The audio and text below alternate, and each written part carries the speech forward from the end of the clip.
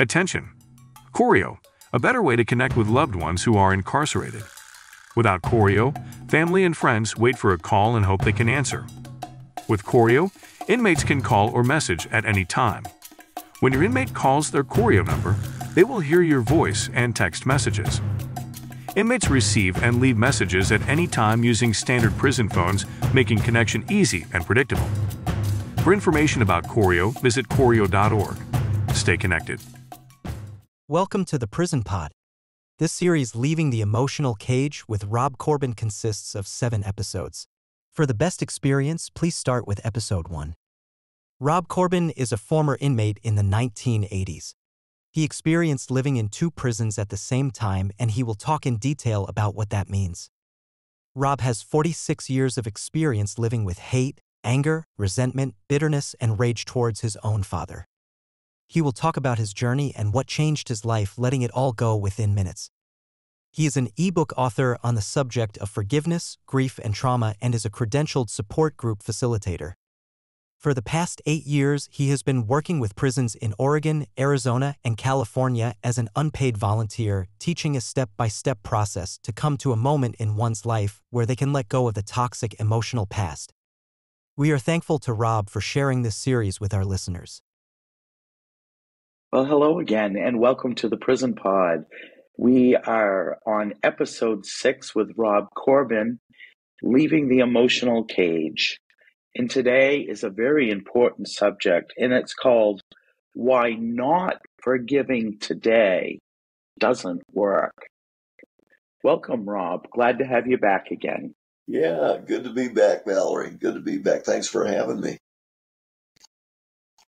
So, this is an important topic. Why not forgiving today doesn't work. So let me begin by saying this, that there is no certainty in this world that what we can do today, we can do tomorrow. And there's an old saying, yesterday is history, tomorrow is a mystery. A lot of people don't look at solving a piece of the puzzle when it comes to becoming emotionally free. They keep it off in the back burner, especially when it comes to forgiving another person, because they subconsciously in their mind, they think that they've got time on their hands and that there's no rush in doing something that is not among the top things on their list to do. They don't place it as a real high priority. And, the truth is that you never know when you're going to lose the opportunity to do what needs to be done to repair any damage that's been done between you and another person. And to be able to walk through the pain and come to a place of emotional freedom from the past. People think that they have time, and that there's no rush, there's no urgency in doing this. And it's just not true. The time to forgive is now, because there's no certainty that what we can do in the future we can do today, and people need to embrace that universal law, because you never know when that day may come where you lose an opportunity to do what you could have done because of some occurrence, something changed where you've lost that opportunity. So it's an important thing for people to understand that there is no better time than now, because tomorrow is a mystery. So that's how I want to begin this program today. By the way, I'm assuming that you probably agree with that there's a lot of uncertainty as to what we can do in the future, and that the only certainty is today, right now. That's the only thing that's certain. You just never know what's going to happen. Most definitely. Yeah. We don't. We don't even know if we're going to wake up tomorrow, or the person that we may want to forgive may not wake up tomorrow. That's right. That's right. We don't know. Yeah. And sometimes people, simple things like somebody might move away and you lose contact. I mean, those things happen too, so that you don't have that opportunity. And you make such an important point. If not now, when? Yeah. Yeah. Yeah. And I'll tell you that, you never want to wake up and say, man, I have lost the chance to do what I could have done in regards to another person. And then, you're living with the regret from not doing something when you could have and postponing it. And so that leads into another part of this, Valerie. And that is, when should you forgive a person and tell them directly that you forgive them? Because forgiving doesn't require direct contact. But there is a side of this that deserves direct contact. And I want to talk about that for a minute. So people who have asked for forgiveness, people who have come to you and said, man, I really screwed up. I feel regret or I feel remorse. I'm sorry for screwing up your life the way I did. I'm sorry for the pain that I've caused you. I'll tell you, Valerie, if somebody has come to you and asked for forgiveness, in my strongest belief that they have earned the right to be forgiven. If they have come clean with acknowledging the truth about the past, then they deserve to be as emotionally free as you do. And you should communicate with them directly and release them from their own suffering of remorse or guilt from the past. It's the biggest gift that a person can give another human being is to allow them to be emotionally free. Now, let's talk about the flip side of the coin, and that is those who have not acknowledged their actions, their misdeeds. So you need to forgive them as well, but you can choose to do so with or without direct contact. They haven't asked for it. You still need to become emotionally free, and you do that by releasing all the past trauma out of your life to become emotionally free. But if somebody is in denial, somebody that's hurt you is in denial as to, their past actions, or they're not willing to admit or own their truth that they have hurt you. Remember the numbers. It takes two to hurt, but one to forgive. And that person is you. So if they haven't come to you and asked you for forgiveness, then you need to really seriously consider, when you decide to forgive them, what do you want them to know about it? They don't need to know about it. And I mentioned this in an earlier podcast, that there can also be a risk involved when you go to someone who is in denial or has never come to you and admitted that they have hurt you and acknowledged that and have asked for forgiveness. There's some risk involved in that, because, you go to them and you say, hey, I forgive you. They can easily come back and say, hey, I did nothing wrong, or screw you. I didn't do anything to harm you, and it's all in your head. Or they just don't admit, they're not coming clean with the truth. That in itself is another offense. When somebody doesn't admit their truth and you decide to forgive them, beware. Be careful of the consequence, because they could just go back to that shell of theirs and deny that they did anything wrong. And then again, that in itself is another offense, and that's going to open the door for more wounds. So you've got to be very careful about that. But again, I didn't mean to cut you off, Valerie. But again, if somebody asks for forgiveness, then they have shown remorse or regret. If somebody says, I'm sorry, you need to allow that person to be released from their own emotional wounds. And here's why.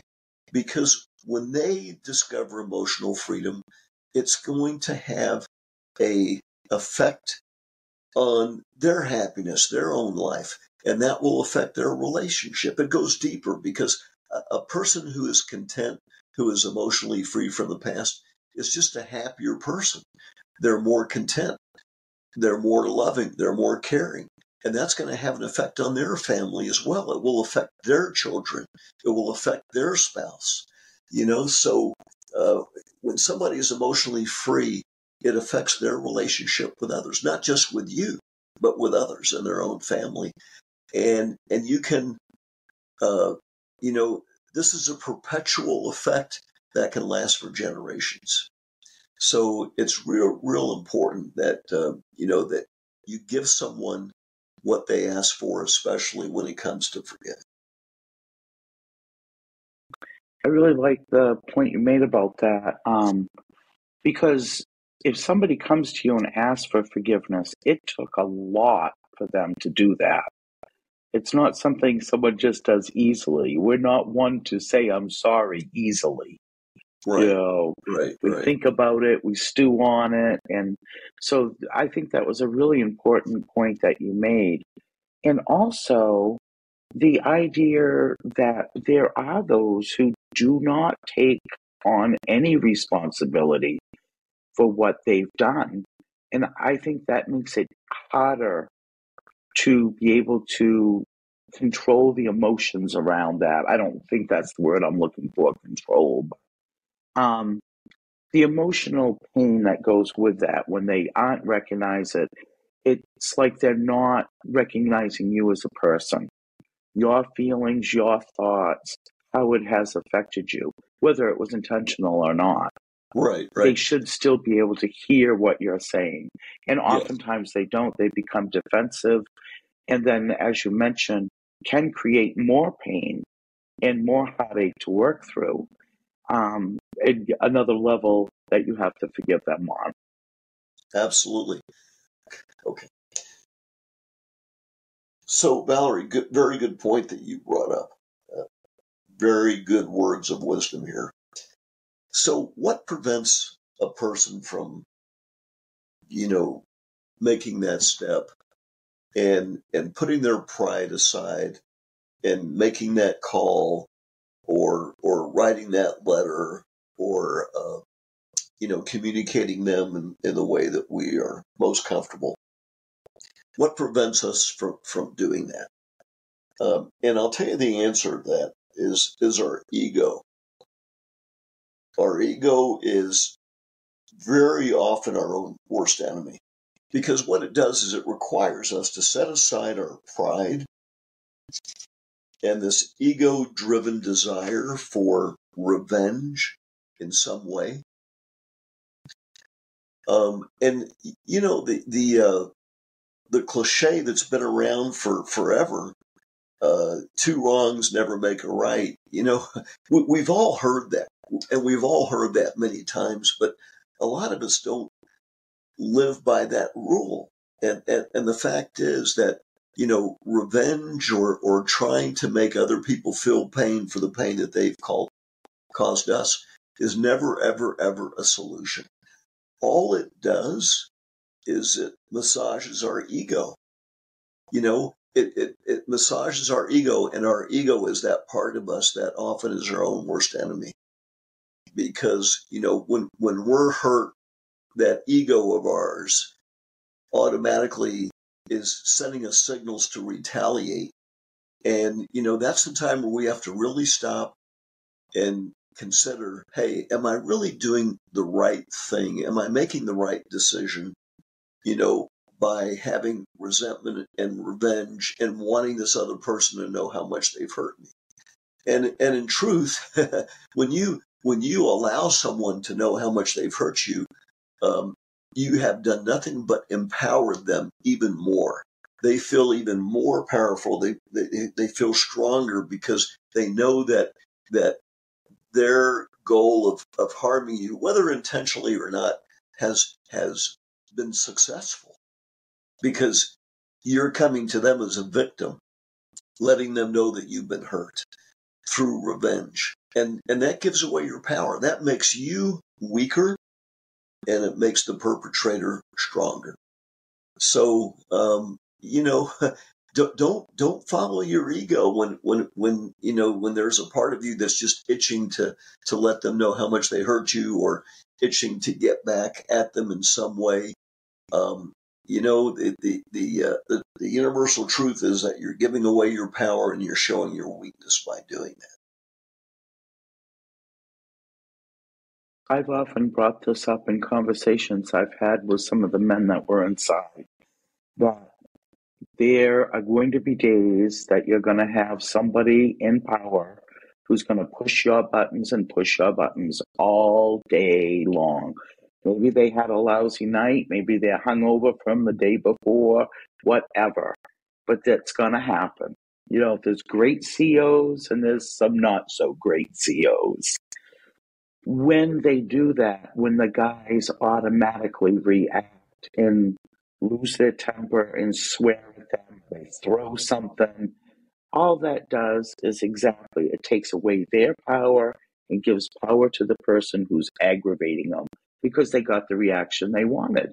Yeah. And often if you're in prison, that causes even more problems because now you've acted out and there's a disciplinary. Yeah. And then it's like you've really lost your power. You just flushed it down the John, Right. So some really important points you're making. Yeah. It's all about the end goal of becoming emotionally free. And in doing so, sometimes you also have to create boundaries in your relationship with another person. If you're having conversations through your tablet or through messaging or through phone calls or whatever, when you hang up the conversation, you're not feeling good. That you're leaving this communication when you speak with this person or people, and you have negative emotions as a consequence. Plus, you're in a confined environment. Plus, you don't have control that you would have on the outside as to, ways to respond. You got to take care of yourself. You got to take care of yourself. And the way to do that sometimes requires that you create a certain boundary in the relationship. And the boundary may be to lower the frequency of communication you have with them. Because, if the end result of that communication is negative feelings, and then you go out there on the yard and you're not, you're feeling sad or angry, or upset, because of this conversation that you had, you don't need that stuff. You don't need that stuff. You've got your own, life to live in a environment that is not a natural environment to be in. And you've got to take care of yourself. And so, it's important that you create that boundary. I think if you were, I'm sorry. I was just going to say, I think if you were to talk to the lifers have their own culture. And the main thing they want is to live peacefully in the environment they're in. Yes. So there's a lot can be learned from them. Oh yeah. A whole nother subject, but all the lifers that I've met over the years, they all continue to live with hope, that someday that they're going to be able to, be free from incarceration. And there are a lot of lifers that I've heard of in my own work that are able to eventually be released, even lifers without parole. The legal system, I guess, works in mysterious ways, but that's one of the things that really inspires me when I go to prisons and I talk to the lifers, that they have created a way of life for themselves that continues to bring hope. It's, to me, it's inspiring. It really, really is. We should never, ever give up on that, because especially if you're a spiritual believer, that things happen. There are miracles that happen out there. There are. And we just got to, keep the hope up. We got to keep the hope up. And that's one of the things that I find is pretty consistent among people who are doing life without parole, is that, they know that they have been, that they are now a changed person, that they're now a different person, that they now can contribute to society in a really purposeful, meaningful, positive way.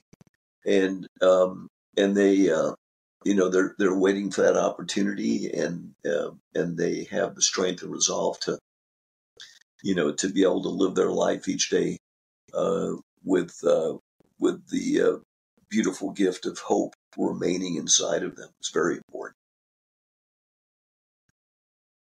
I love your perspective. It's so nice to hear other people talk about people in prison as human beings, as people, and not of some of the other terminology that's used. I thank you for that. Oh, yeah, yeah. Well, you and I know, and for some of your listeners listening, they may not know, but it's probably a good time to remind people that I was once incarcerated. And I was a prisoner in federal prison, and hey, I know what it's like to be in the trenches. I know what it's like to be in prison. So that's one of the things that drives me to do this work. I want to switch gears for a minute, Valerie, if I could, and I want to talk about the importance of not putting off what we can do today, thinking that we can put it off tomorrow.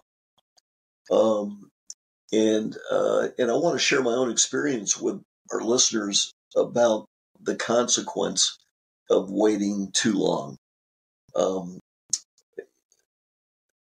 Everybody has heard of the Rolling Stones, and everybody knows who Mick Jagger is, at least people that in my generation, your generation, and Mick Jagger has a song out, and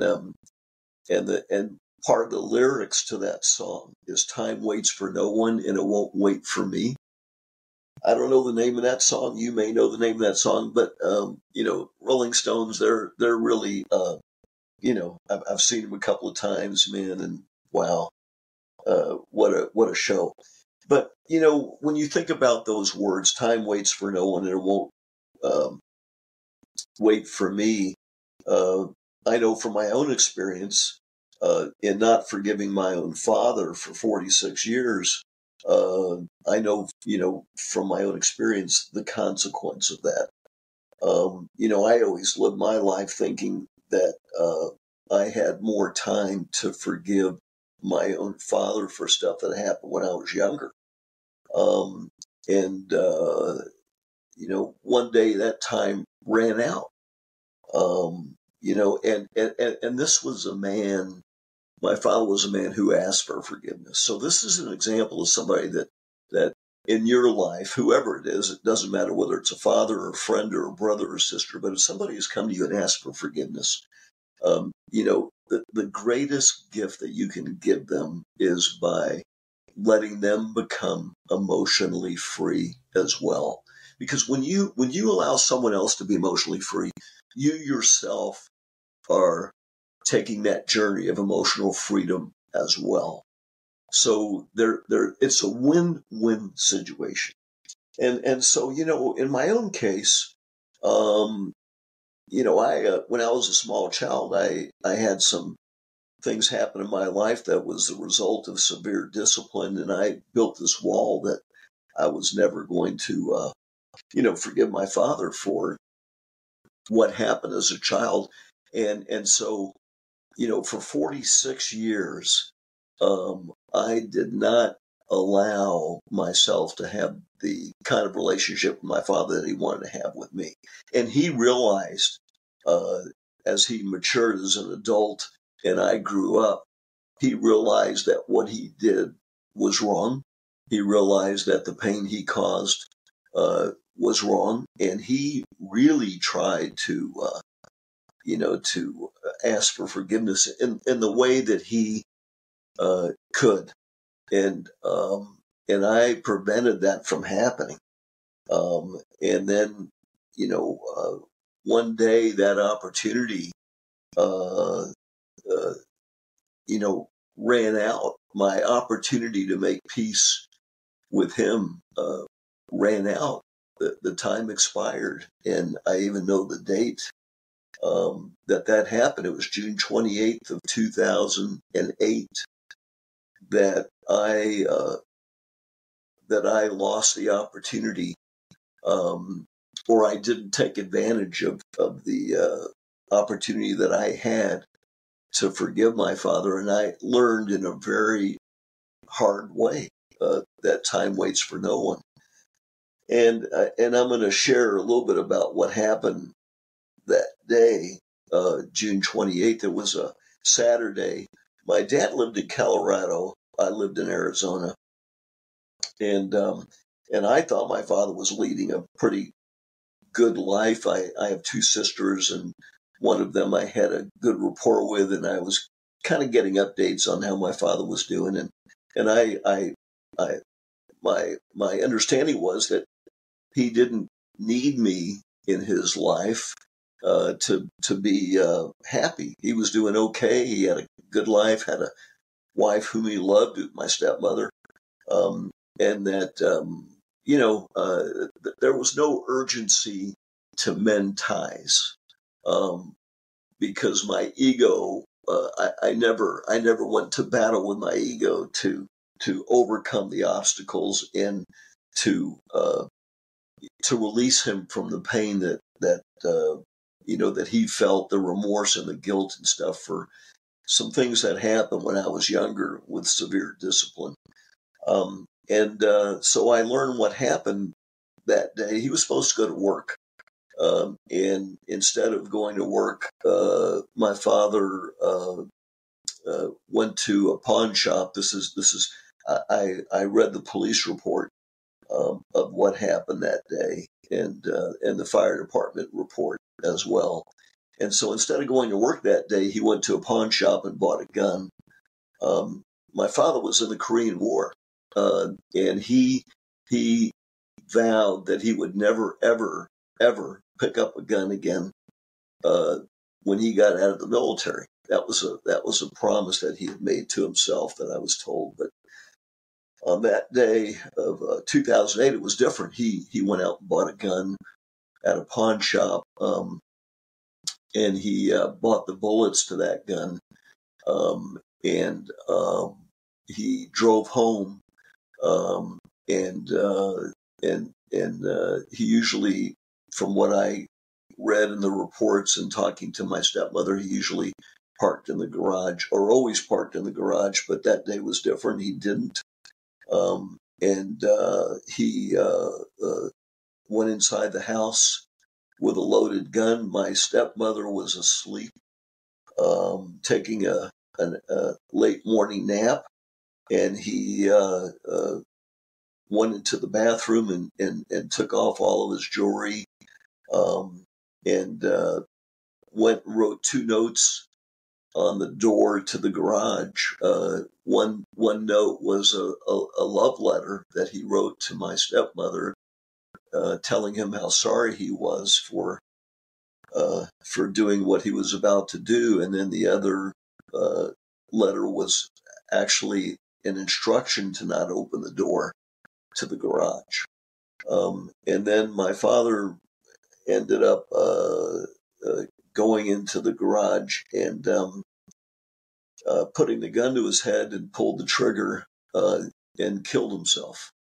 And I'll tell you what I learned from that day.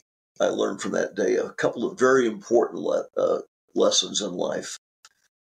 One is that time waits for no one. As I mentioned before, that we never know when we're going to have the opportunity to make amends and to give someone else the blessing of being emotionally free, especially if they've asked for it. And then the other thing that is equally important of what I learned about that day, Valerie, is that what we think we know about someone else is there's usually a bigger picture than the picture that we see. You know, I thought my father was a happy man and doing well and in love with his wife, my stepmother. But I didn't know the bigger picture. And the bigger picture was that my father was not doing well. I only knew about this after his death. He was clinically diagnosed as with major depression for the past 15 years of his life. I never knew about that. A month before he passed away, he was diagnosed with Alzheimer's disease. He was sitting across from a neurologist who told him that he had the first stage of Alzheimer's. And my father didn't want to share his truth with me, his pain with me. You know, those lessons are so important because, you know, what we think we know about someone else is only what we know about them. But a lot of people live their life with their own demons, with their own misery that they choose to keep to themselves, with their own depression that they choose to keep to themselves. And so, you know, what we think we know about someone, even someone as close as a parent, there's usually a bigger picture. There's usually a bigger picture. And in my case, I never learned the truth because I never sought to learn the truth. I never reached out to seek the truth. And the consequence to me was that I did not give my father what he deserved. I have made peace with that over the years, but it was a very long and tough road to make peace with that. And so, you know, I hope that people listening will understand, just based on my own experience, that time waits for no one. And number two, that what we think we know about another person is often not the complete picture. And if we knew the complete picture, we would take that step. We would go to battle with our ego and get over those obstacles and make peace, with those who have asked for forgiveness. First of all, I'm very sorry that you had to have this experience to get to that point. It is very hard, especially when suicide is involved, because there's so many levels when it comes to suicide of what happens to the people that are left behind. But on the positive note of this,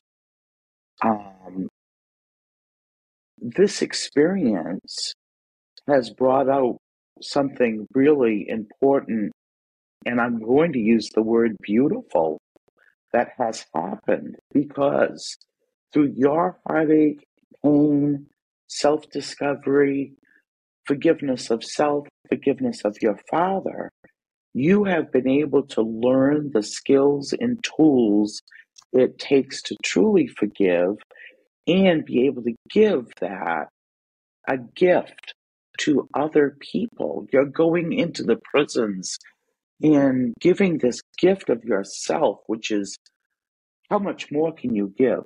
I mean, our stories are our stories, our pain, and our growth. And nobody else can tell them, only us.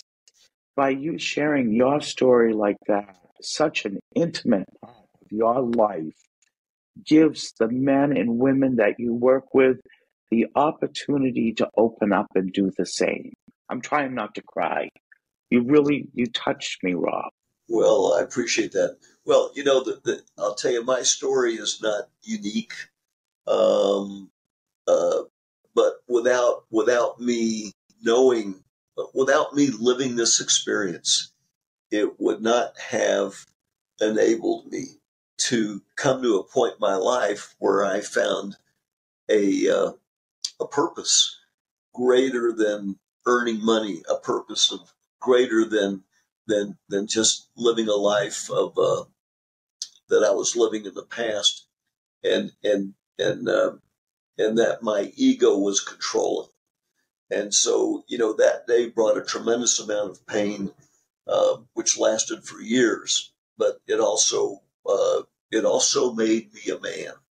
It also transformed me from being the kind of person I was, which was self-centered and letting my ego win.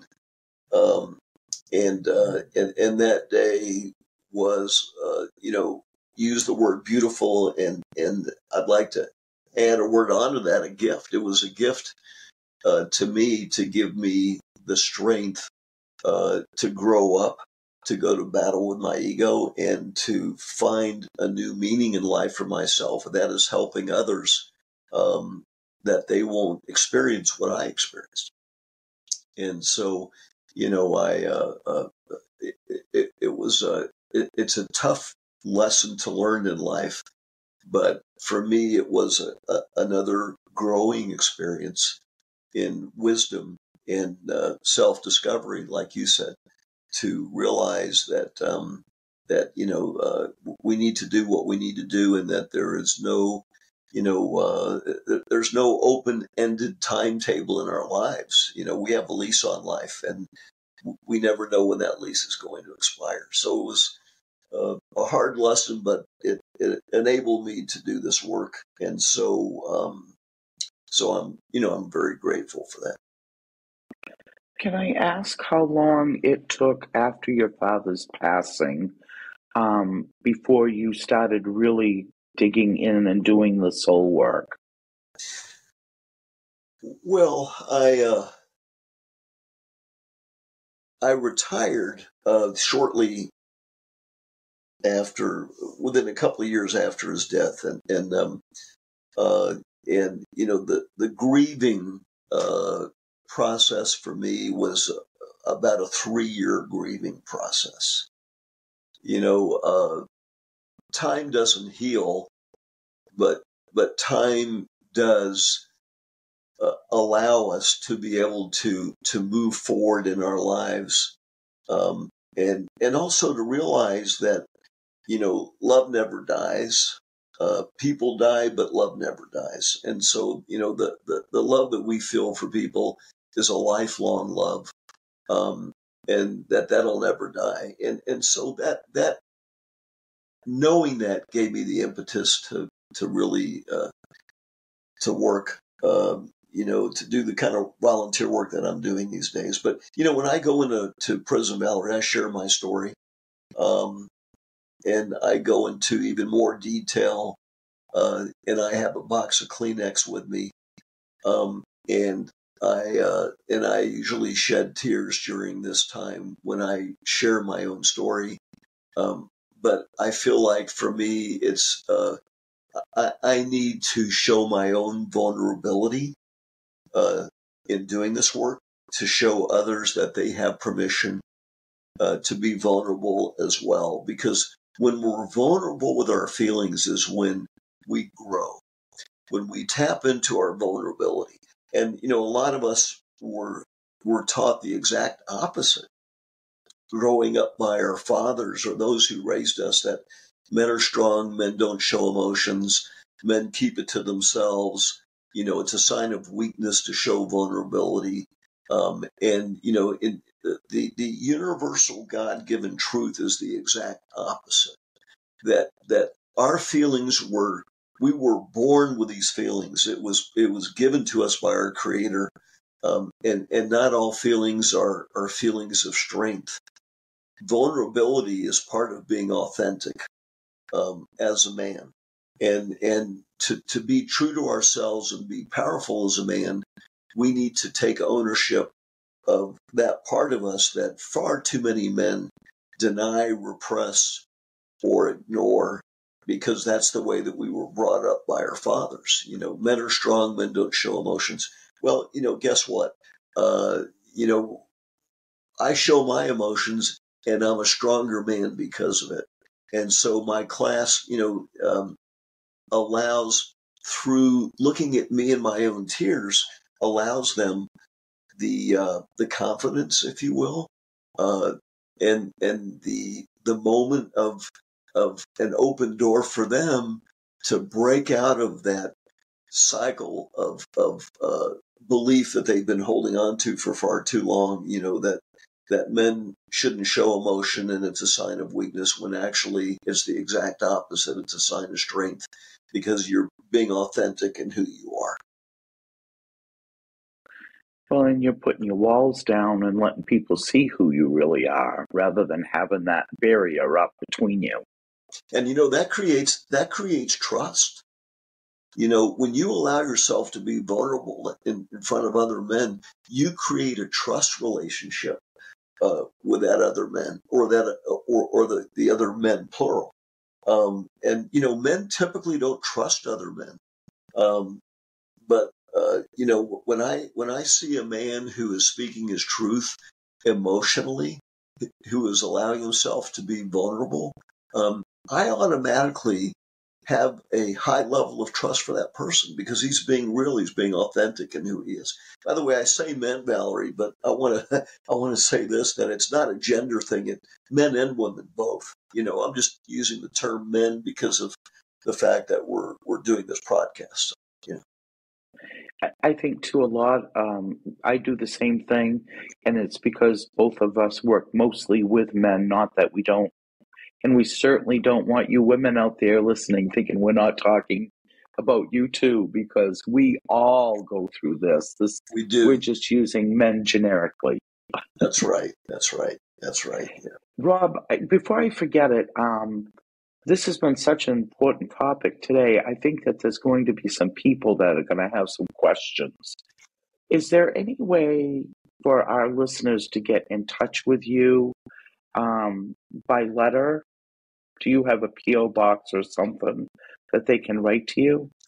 Yeah. I'm glad you brought that up. I do. Yeah. One of the things that I did when I started doing this work is I intentionally got a P.O. box for people to be able to write me.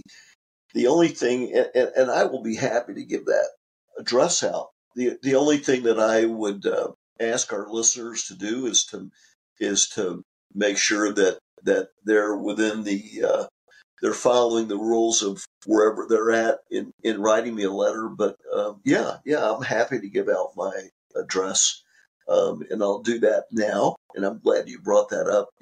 I love receiving letters. And I'm happy to communicate with men. I really do. I enjoy that tremendously. So yeah, I'll give my address. It's 15411 West Waddell, and that's spelled Waddell Road. And it is a P.O. box. So the proper address is Suite 102 dash or hyphen box 137. And the city is Surprise. That's actually the name of a city in Arizona. People hear the word Surprise, they think you're joking, but it's actually a city, a very thriving city in West Phoenix. Surprise, Arizona 85379. And Valerie, I'm assuming that if somebody doesn't have a pen or pencil in hand and they want this address, that they could reach out to you some way, and you could also provide that address. Huh? Most definitely. Everyone always knows where to find me. They track me down. Yeah, okay. But great. if anyone did want the address, my address is Prison Pod, Post Office Box 294, Orono, Maine, 04473. Cool. Well, anyway, my promo has it in there. Yeah. Anyway, I've enjoyed having the opportunity to just share my message. And I'm so appreciative of what you do and your efforts to be able to, have a podcast like this that, is so deserving, especially for men who are incarcerated. So blessings to you for the work that you do, Valerie. Thanks so much, Rob. And I guess we've got another one in the books. So Yes. we've just wrapped up episode 6 of Leaving the Emotional Cage. Today's subject was why not forgiving today doesn't work. And we have one more episode to go. We may do a follow-up afterwards. We'll have to wait and see. Hey, you know what? You can easily twist my arm, Valerie. You've earned the right. I think, with all that we've done, we might need a wrap-up session after we're all done. Yeah. I'm up for it. Well, I want to thank everyone for joining us again on the Prison Pod. This series has been very important to me because, as many of you know, my degree is in Peace and Reconciliation Studies. So forgiveness is a huge topic with me. And Rob has been covering this subject beautifully. I have learned a lot along this way, along with, I'm sure, our listeners.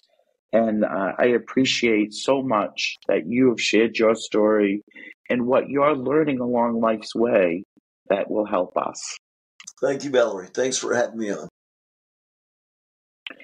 So one more episode with Leaving the Emotional Cage, and we'll be back again in a couple of weeks. You have been listening to The Prison Pod, a podcast not just for those in prison but for anyone who has been affected by incarceration. Ms. Valerie would love for you to write to her with your questions, comments, and show ideas. The address is Prison Pod, Post Office Box 294, Orono, Maine. 04473.